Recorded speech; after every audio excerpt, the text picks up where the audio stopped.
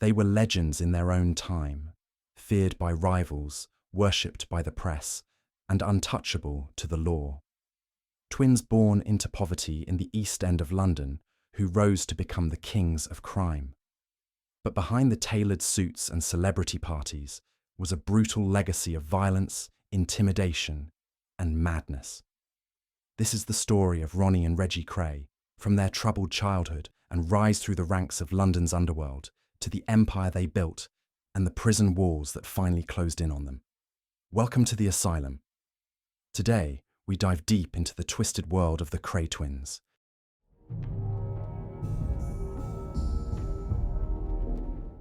Ronald and Reginald Kray were born on October 24, 1933 in Haggerston, East London, to Charles David Kray and Violet Annie Lee.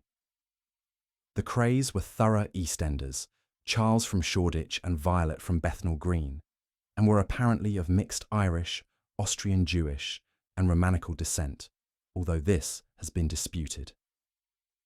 The brothers were identical twins, with Reggie born 10 minutes before Ronnie. Their parents already had a 6-year-old son, Charles James. A sister, Violet, died in infancy. The twins contracted diphtheria when they were 3 years old. The Kray household was dominated by their mother, who remained the brothers' most important influence during their childhood. Their father was a rag-and-bone man with a fondness for heavy drinking. His work led him to live a semi-nomadic lifestyle as he travelled all over southern England, looking for junk to sell, and even when he was in London, he frequented pubs more often than his home. The Kray twins first attended Woodclose School in Brick Lane, and then Daniel Street School, Bethnal Green. In 1938, the family moved from Steen Street in Haggerston to 178 Valence Road in Bethnal Green. Mrs. Kray was regarded as a minor celebrity in Bethnal Green for giving birth to and raising a healthy pair of twins at a time when the child mortality rate was high among the British working class. In the interwar period, it was normal that one of the twins born into working class families would die before adulthood, and it was most unusual that both the Kray twins survived, making their mother the object of much admiration in Bethnal Green, perhaps contributing to her perceived inflated ego. There was a feeling within Bethnal Green that there was an almost unnatural emotional closeness between the twins and their mother, who shunned the company of others. Ronnie later stated about his childhood, "We had our mother, and we had each other, so we never needed no one else." One of the Kray's cousins who attended school with them, Billy Wilshire, recalled, "It's hard to say exactly what it was, but they weren't like other children." The Kray's biographer, John Pearson, argued that their mother planted the seeds of the malignant narcissism that the twins would display as adults by encouraging her sons to think of themselves as being extraordinary while spoiling their every whim. During the Second World War, Mr. Kray deserted from the British Army, having been conscripted in September 1939. He spent the next 15 years living as a fugitive, being finally arrested in 1954. During this period, he was only irregularly involved in raising his family. Meanwhile, the twins were evacuated to East House in Hadley, Suffolk, with their mother and their older brother. The family remained in Hadley for about 1 year before moving back to London, as Mrs. Kray missed her friends and family. While they were in Hadley, the twins attended Bridge Street Boys' School. In a 1989 interview, Ronnie described Hadley as the twins' first time in the countryside, recalling that both were attracted to the quietness, the peacefulness of it, the fresh air, nice scenery, nice countryside, different from London. "We used to go to a big hill called Constitution Hill and used to go sledging there in the winter time." The influence of their maternal grandfather, Jimmy Cannonball Lee, caused the brothers to take up amateur boxing, then a popular pastime for working-class boys in the East End. Sibling rivalry spurred them on, and each achieved some success. Ronnie was considered to be the more aggressive of the twins, constantly getting into street fights as a teenager. The British scholar Jonathan Raban wrote that he had a low IQ, but that he was an avid reader who especially liked books about T.E. Lawrence, Ord Wingate, and Al Capone. Rabin attributed much of Ronnie's savage petulance as a teenager to his rage over having to hide his bisexual tendencies. The Kray twins were called up to do national service in the British Army in March 1952. Although the pair reported to the depot of the Royal Fusiliers at the Tower of London, they attempted to leave after only a few minutes. When the corporal in charge tried to stop them, he was seriously injured by Ronnie when he punched him on the jaw. The Krays walked back to their East End home where they were arrested the next morning by police and turned over to the army. In September, while absent without leave again, the twins assaulted a police constable who tried to arrest them.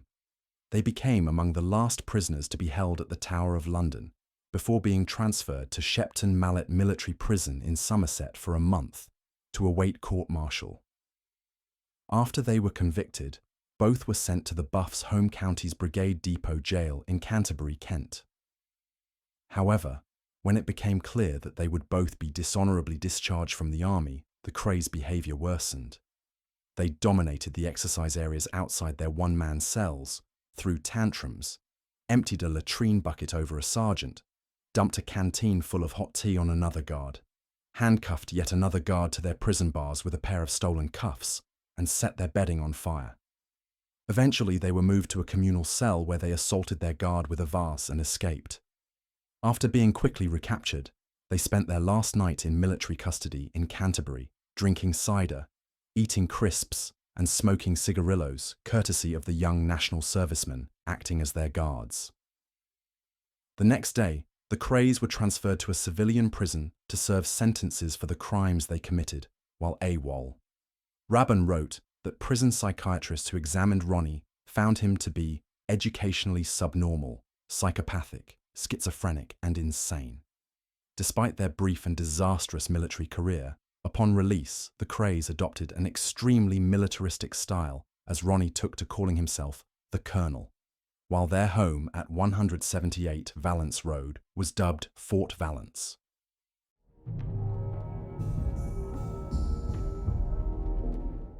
The Kray twins' criminal records and dishonourable discharges ended their boxing careers, and the brothers turned to crime full-time.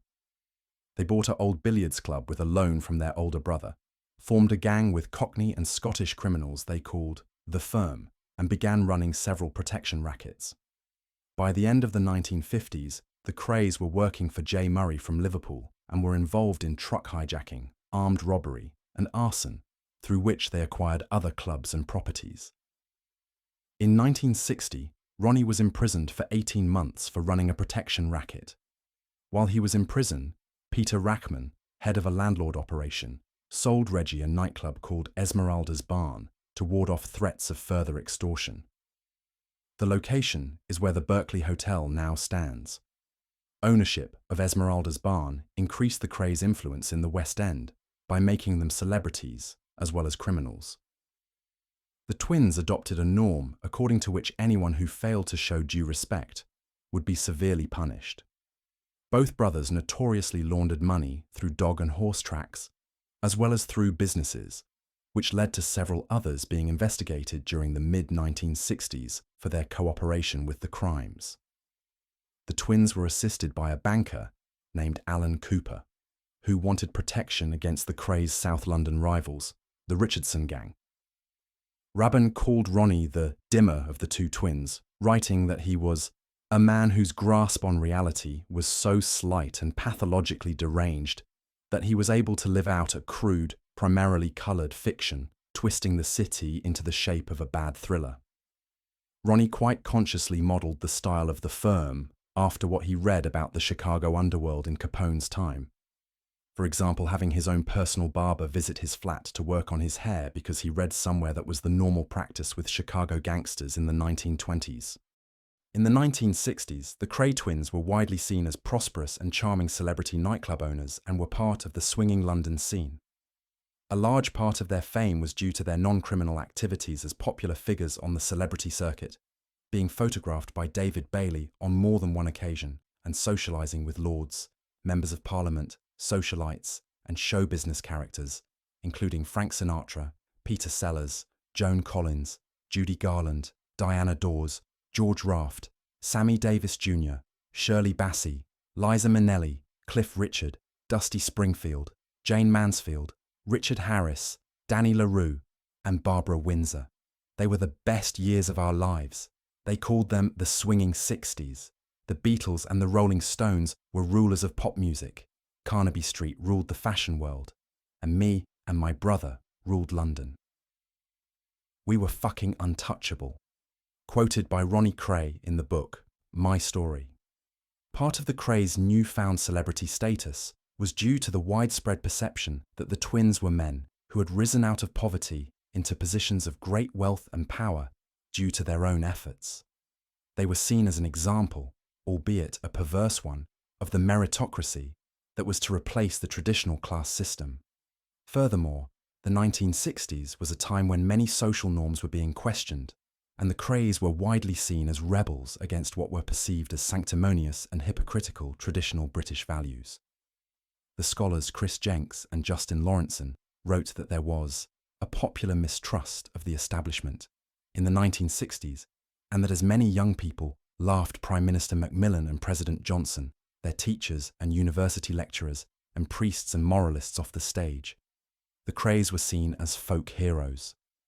This was a period of intense debates arising about consumerism, social mobility, sexuality, style, and social tolerance, and the Krays were involved in all of them as symbols, either bad or good, about the changes taking place in British society. The Kray twins greatly valued their image and cultivated the media by inviting journalists to take photographs of them with other celebrities at nightclubs or in donating to charity.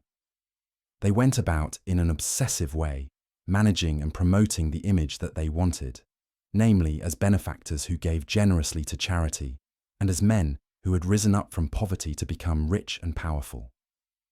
The sociologist Dick Hebdige wrote that the Krays had a sophisticated awareness of the importance of public relations matched only in the image-conscious field of American politics.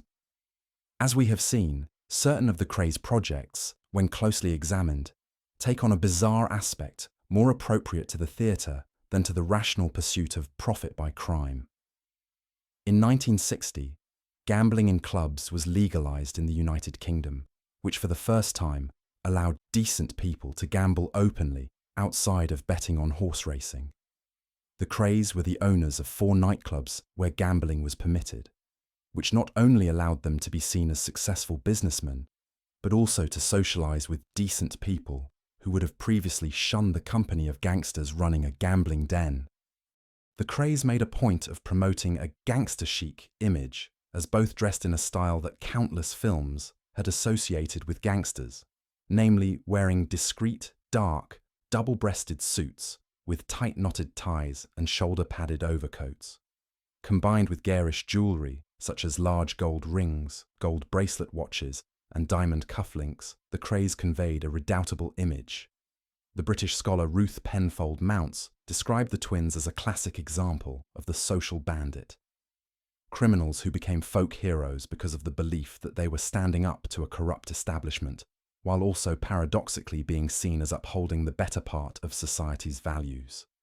The twins were viewed in certain quarters as Robin Hood-type criminals whose crimes were seen as acceptable. Penfold Mounts noted they combined an air of menace and violence together with an image of a romanticized air of heroic gentlemanliness, generosity, and the apparent reinforcement of traditional social order parameters of conservatism and restraint. Within this context, the Krays made a point of stressing that there were limits to the values that they were willing to violate, while promoting the image of themselves as the benefactors of society. For example, they made a great point of stressing the image of being respectful towards women, as they knew that the British public did not like men who were disrespectful towards women. One former member of the firm, Tony Lambrianou, stated that the positive image of the Krays was a myth, maintaining that the only people the brothers ever cared about were themselves. Jenks and Lawrenson noted the image of the Krays had little to do with who the brothers actually were, as they described the twins as considerably more vicious and selfish than the popular folk hero image of them would allow. Admirers of the brothers stressed their supposed Robin Hood characteristics, with the Krays alleged to have given away much of their ill-gotten wealth to the deserving poor of the East End, their respect for women, and as a force for order who engaged in only what were considered socially acceptable crimes, such as theft, while punishing those who engaged in what were considered socially unacceptable crimes, such as rape. The East End at the time had its own informal rules, such as a deep distrust of the Metropolitan Police, as exemplified by the popular saying, "Thou shalt not grass," which led to police complaining of a wall of silence. Within the East End, where roguery was widely admired, Jenks and Lorentzen noted, symbolic heroes are elected through excess. The most audacious thefts, the most sadistic violence, and an almost philosophical quest for glory and infamy are topmost in people's minds. An elision of style and brutality can emerge, as it did in the form of the Krays. Conversely, the Krays were seen in other quarters as symbols of moral decay and evil, with the famous photographs of the brothers taken by David Bailey being viewed as the phrenological archetypes of proletarian villainy. Jenks and Lorentzen wrote, "The twins became symbols in the public mind of British organised crime itself, as the brothers were associated with tales of excessive and gratuitous violence, and to a time when London criminality appeared not only as organised as never before, but also integrated into the establishment and the vanguard of popular culture." Jenks and Lorentzen further maintained that the Krays' close association with the East End, an area viewed as a centre of social disorganisation and moral decay, further contributed to the negative picture of the brothers. At least some critics of the Krays made xenophobic arguments that the twins were not of English stock, but were instead the products of a mixture of Ashkenazi Jewish and Romani descent. In this context, the Krays were presented as typical of the East End, which was viewed in certain quarters as an impoverished and lawless area that attracted many immigrants. There is no evidence of the Krays having any Jewish or Romani origins, a claim that seems to have been made only to associate the Krays with their supposed familial homelands in Eastern Europe and to distance them from English society. Finally, Jenks and Lorentzen argued that the rareness of identical twins made the brothers seem especially malevolent, giving them the freak show image, as many found viewing two men who looked and sounded precisely the same to be disturbing and unnerving. The closeness of the Krays made them seem sinister, as Lambrianu recalled in 1995. "You were never, ever on solid ground with them. They played a little game of their own. There was an unspoken language. It was what they didn't say as much as what they did say. There's a myth that the Krays took care of their own, but I never saw it. The Krays were their own." Alongside this freak show image were suggestions of what was viewed at the time as perverted sexuality. At a time when homosexuality was widely considered abnormal, especially in the underworld of the East End, Ronnie made a point of flaunting his relationships with men, which was considered to be quite shocking during the period. Reggie was ostensibly heterosexual, but he had only one known relationship with a woman and was only briefly married. There were also rumours that he had boyfriends as a teenager. The Krays were not asexual, but the indeterminate nature of their sexuality contributed to their popular image of being in some vague way very perverse. The fact that the twins were successful gangsters while not subscribing to the standard heteronormative, hard men, or lovable rogue stereotypes associated with their criminal peers, while also rejecting the popular, effeminate stereotype of gay men, led to a sense there was something unnatural about them. The sordid facts that were presented during the Krays' trial for murder led to their folk hero image being eclipsed by a folk villain image. Tom Dryburgh, a Labour Member of Parliament and gossip columnist for the Daily Express, was well acquainted with the Conservative peer Lord Boothby through dinner parties hosted by Lord Beaverbrook, the proprietor of the newspaper. Through his friend, the theatre director Joan Littlewood, Dryburgh had met Reginald Kray, who in turn introduced Boothby to Ronnie. Ronnie and Boothby entered into a relationship in which the masochistic Boothby enjoyed being dominated by Ronnie, a sexual sadist. This aspect of Boothby's life was unknown to the general public. who knew him as a celebrity peer who frequently represented the Conservative Party on talk shows. For the purposes of blackmail and the sense of power that came from associating with powerful men, Ronnie hosted parties for Boothby and other upper-class gay men where working-class rent boys were made available for sex. In July 1964, an exposé in the Sunday Mirror insinuated that Ronnie had begun a homosexual relationship with Boothby at a time when sex between men was still a criminal offence in the United Kingdom. Police had leaked to the Sunday Mirror several photographs featuring Ronnie and Boothby posing together, along with photographs of them with Boothby's chauffeur Leslie Holt and Teddy Smith, a member of the firm who was also the lover of Dryburgh. The photographs were not printed, but were alluded to in the headline, "The Pictures We Must Not Print," along with the subtitle, "Peer and Gangster, Yard Inquiry." Although no names were printed in the piece, the Krays threatened the journalists involved, and Boothby threatened to sue the newspaper with the help of Labour leader Harold Wilson's solicitor, Arnold Goodman. In the face of this, the Sunday Mirror backed down, sacking its editor, printing an apology, and paying Boothby £40,000 in an out-of-court settlement. Because of this, other newspapers were unwilling to expose the Krays' criminal activities. Decades later, Channel 4 established the truth of the allegations and released a documentary on the subject called The Gangster and the Pervert Peer in 2009. Boothby called the £40,000 over £1 million in 2024 values he was awarded from the Sunday Mirror tainted money, and though he professed to have donated the majority of the money to charity, it appears the Krays took the bulk of the award. One of Boothby's first actions following the suit was to write a cheque for £5,000 to Ronnie. Ronnie had also launched a libel action of his own against Sunday Mirror columnist Cecil Harmsworth King for calling him a homosexual thug in one of his columns, but the judge dismissed the suit under the grounds that it was a fair comment.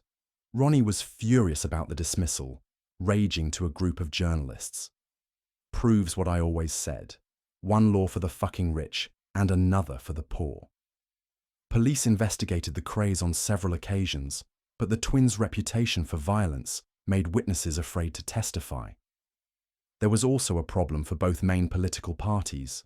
The Conservatives were unwilling to press the police to end the Krays' power for fear that the Boothby connection would again be publicised, and Labour, having gained control of the House of Commons with an extremely thin majority and the prospect of a snap election in the very near future, did not want connections between Ronnie and Dryburgh to get into the public realm. During the 1960s, the Kray twins formed an alliance with the Commission, the governing body of the American Mafia. The brothers were in contact with Meyer Lansky and Angelo Bruno, two New York mafiosos who were looking to invest in London's nightclubs and casinos to engage in money laundering. Similar establishments in Havana had long served that purpose, but after the Cuban Revolution in 1959 led to their closure, the Mafia considered London as an alternative. The belief that the Krays were able to influence the British government by blackmailing political figures such as Boothby made them attractive as prospective partners. Both Lansky and Bruno were considered to be diplomatic figures by the standards of American organised crime, and were felt to be the most qualified to negotiate with the mercurial and irascible Krays. The conduit between Lansky and the Krays was George Raft, a declining Hollywood actor whom the Krays idolised for his performance as the hitman Guino Rinaldo in the film Scarface. With his career essentially over, Raft had moved to London in 1965 with the hope of finding roles in European films. Lansky had opened the Colony Sports Club in London and installed Raft as its nominal owner, partly to avoid the attention of British authorities and partly to gain the attention of gamblers. The club was marketed not so much at British gamblers, but rather at older, wealthy American tourists. The Krays were hired to provide protection at the club, being paid £500 per week to provide thugs from the firm to act as security. An attempted meeting between Ronnie, Lansky and Bruno in New York was aborted when US immigration authorities denied him entry. The following year, a Montreal branch of the Royal Bank of Canada was robbed of $50,000 in bearer bonds. Similar robberies in Montreal resulted in a haul totaling $1 million. The Montreal-based Catroni crime family, the Canadian satellite of New York's Bonanno crime family, decided to sell the stolen bonds in Britain through the Krays. The twins sent over a corrupt businessman, Leslie "the Brain" Payne, to pick up the bonds for transport. Payne was able to cash the stolen bonds at a London brokerage house, netting a handsome profit for the firm. The success of the deal made the Krays the preferred British partners of the American mafia, who used the twins a number of times afterwards in similar arrangements. The business of redeeming the stolen bonds in London ultimately led to a break between Payne and the Krays. Payne argued that since he was the one taking all the risks to smuggle and redeem the bonds, he was entitled to a larger share of the profits.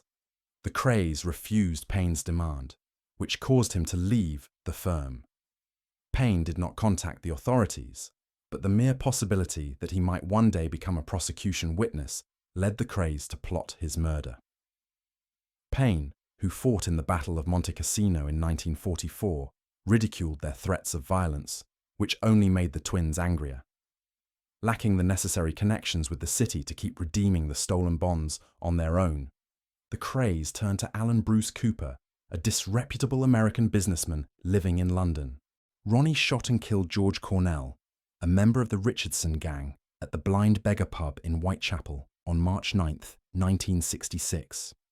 The day before, there had been a shootout at Mr. Smith's, a nightclub in Catford, involving the Richardsons and Richard Hart, an associate of the firm who was shot dead. The shooting led to the arrest of nearly all the Richardson gang. Cornell, by chance, was not present at Mr. Smith's and was not arrested. Ronnie was drinking in another pub when he learned of Cornell's whereabouts. He went to the Blind Beggar with his driver, Scotch Jack John Dixon, and his assistant, Ian Barry. Ronnie entered the pub with Barry, walked straight to Cornell, and shot him in the head in public view. Barry, confused by what happened, fired 5 shots in the air, warning onlookers not to report what had happened to police. Cornell died at 3:30 a.m. in hospital. According to some sources, Ronnie killed Cornell because he referred to him as a fat poof, a derogatory term for a gay man, during a confrontation between the Krays and the Richardsons at the Astor Club on Christmas Day 1965. Richardson member Frankie Fraser was tried for the murder of Hart at Mr. Smith's, but was acquitted. Richardson member Ray, the Belgian Cullinane, testified that he saw Cornell kicking Hart. Witnesses would not cooperate with the police due to intimidation, and the trial ended inconclusively without pointing to any suspect in particular. In his 1988 memoir, Ronnie wrote, "I felt fucking marvelous. I have never felt so good, so bloody alive, before or since, 20 years on, and I can recall every second of the killing of George Cornell.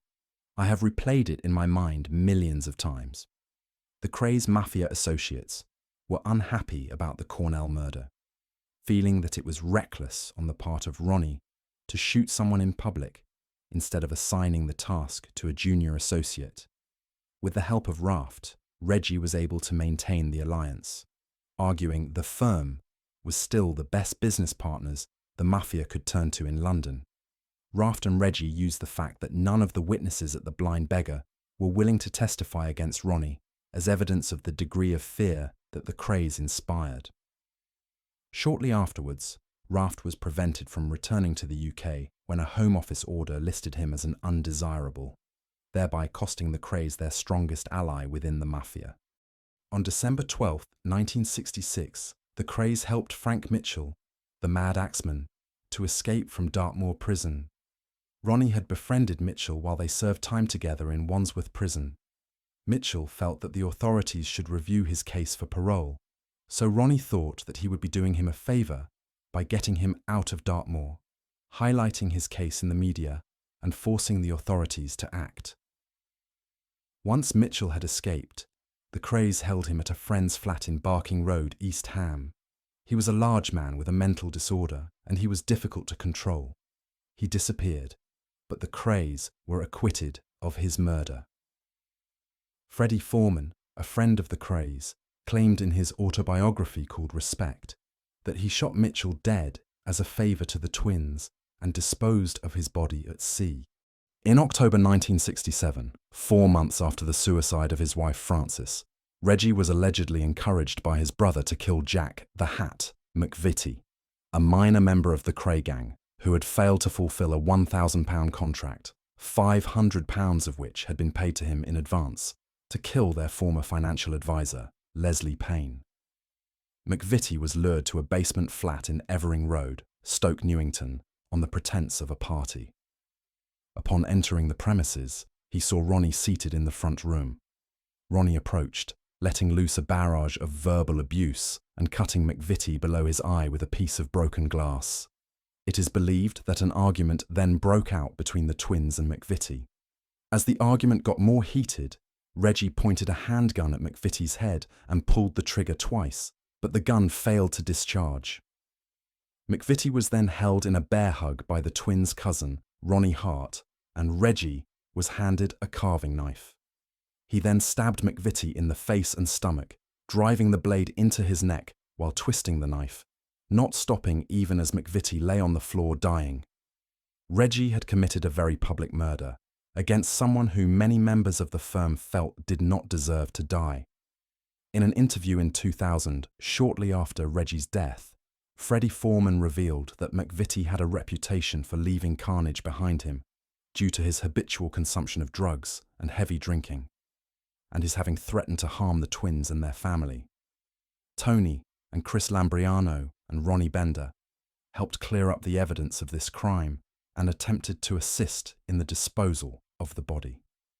With McVitie's corpse being too big to fit in the boot of the car, it was wrapped in an eiderdown and put in the back seat.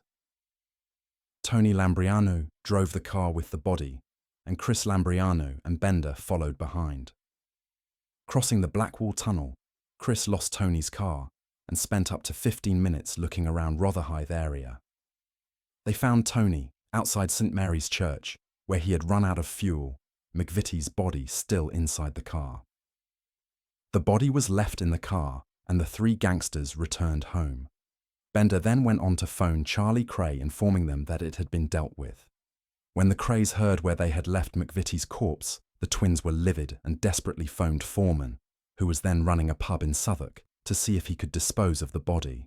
With dawn breaking, Foreman found the car, broke into it and drove the body to New Haven where, with the help of a trawlerman, the body was bound with chicken wire and dumped in the English Channel.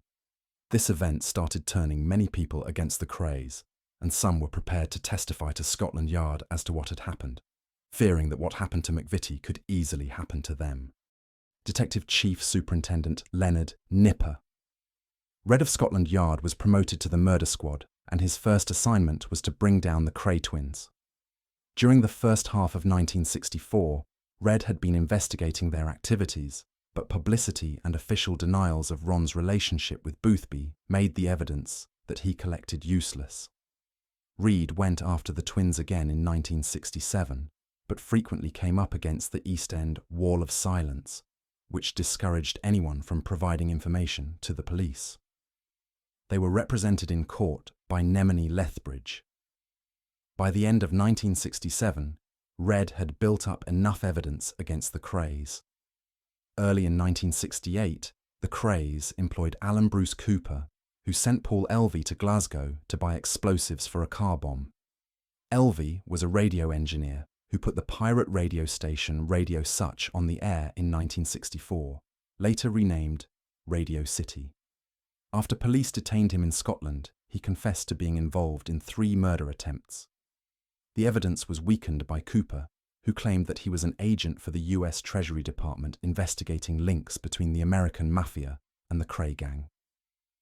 The attempted murders were his attempt to put the blame on the Krays. Eventually, Scotland Yard decided to arrest the Krays on the evidence already collected, in the hope that other witnesses would be forthcoming once the Krays were in custody. On May 8, 1968, the Krays and 15 members of the firm were arrested. Exceptional measures were used to stop collusion between the accused. Nipper Red then secretly interviewed each of the arrested and offered each member of the firm a deal if they testified against the others. Reggie Kray's right-hand man, Albert Donahue, told the twins directly that he was not prepared to be cajoled into pleading guilty to the anger of the twins. He then informed Reed via his mother that he was ready to cooperate. Ronnie Hart had initially not been arrested and was not a name initially sought after by the police. With Donahue's testimony, Hart was arrested. Offered the same terms as the others, Hart then told Red everything that had happened during McVitie's murder, although he did not know anything about what happened to the body. Although Red knew for certain that Ronnie Kray had murdered George Cornell in the Blind Beggar pub, no one had been prepared to testify against the twins out of fear. Upon finding out the twins intended to cajole him, Scotch Jack Dixon also turned in everything he knew about Cornell's murder. Although not a witness to the murder, he was an accessory, having driven Ronnie Kray and Ian Barry to the pub. The police still needed a witness to the murder.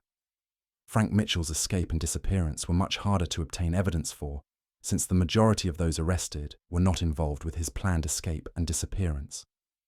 The twins' defense, under their counsel, John Platts Mills, consisted of flat denials of all charges and discrediting witnesses by pointing out their criminal past. Justice Melford Stevenson said, "In my view, society has earned a rest from your activities." The trial, which lasted from January to March 1969, was a media sensation. Such was the demand to attend the trial that a black market emerged for seats, with the price being £5 a day for a seat in the public gallery section of the courthouse. It was the longest murder hearing in the history of British criminal justice, during which Stevenson stated of the sentences, "I recommend they should not be less than 30 years. In March 1969, both were sentenced to life imprisonment, death having been abolished 4 years earlier as the mandatory sentence for murder, with a non-parole period of 30 years for the murders of Cornell and McVitie. Their brother Charlie was imprisoned for 10 years for his part in the murders. Ronnie and Reggie Kray were allowed, under a large police guard, to attend the funeral service of their mother Violet on August 11, 1982, following her death from cancer a week earlier. They were not allowed to attend her burial in the Kray family plot at Chingford Mount Cemetery. The funeral was attended by celebrities including Diana Dawes and underworld figures known to the Krays. To avoid the publicity that had surrounded their mother's funeral, the twins did not ask for permission to attend their father's funeral in March 1983.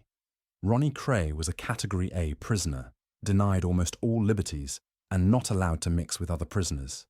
He was eventually certified insane, his paranoid schizophrenia being tempered with constant medication. In 1979, he was committed and lived the remainder of his life in Broadmoor Hospital in Crowthorne, Berkshire. Reggie Kray was locked up in Maidstone Prison for 8 years. In 1997, he was transferred to Wayland Prison, a Category C prison, in Norfolk. In 1985, officials at Broadmoor Hospital discovered a business card of Ronnie's that led to evidence that the twins, from separate institutions, were operating Krayley Enterprises, a lucrative bodyguard and protection business for Hollywood stars, together with their older brother, Charlie Kray, and an accomplice at large. Among their clients was Frank Sinatra, who hired 18 bodyguards from Krayley Enterprises on his visit to the 1985 Wimbledon Championships. Documents released under Freedom of Information laws revealed that although officials were concerned about this operation, they believed that there was no legal basis to shut it down.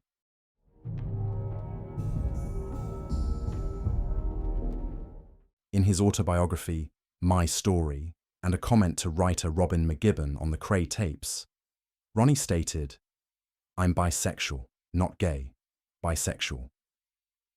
In the 1960s, he also planned to marry a woman named Monica, whom he had dated for nearly 3 years. He called her the most beautiful woman he had ever seen. This is mentioned in Reggie's book, Born Fighter. Also, extracts are mentioned in Ronnie's own book, My Story, and in Kate Kray's books, Sorted, Murder, Madness and Marriage, and Free at Last. Ronnie was arrested before he had the chance to marry Monica, and although she married his ex-boyfriend, 59 letters sent to her between May and December 1968 when he was imprisoned show Ronnie still had feelings for her, and his love for her was very clear. He referred to her as my little angel and my little doll. She also still had feelings for Ronnie. These letters were auctioned in 2010. A letter Ronnie sent to his mother Violet from prison in 1968 also refers to Monica. If they let me see Monica and put me with Reg, I could not ask for more. He went on to say, Monica is the only girl I have liked in my life. She is a lovely little person, as you know. When you see her, tell her I am in love with her more than ever. Ronnie subsequently married twice, marrying Elaine Mildener in 1985 at Broadmoor Chapel, with Joey Pyle as best man, before the couple divorced in 1989, following which he married Kate Howard, whom he divorced in 1994. Kate Howard lived for a number of years in Headcorn, Kent, in Forge Lane.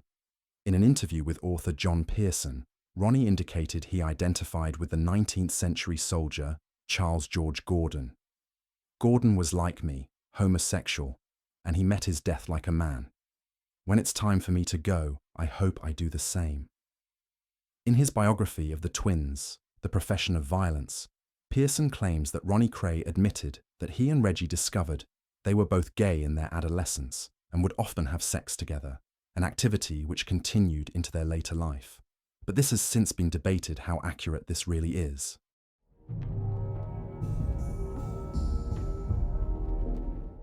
Reggie married Frances Shea in 1965.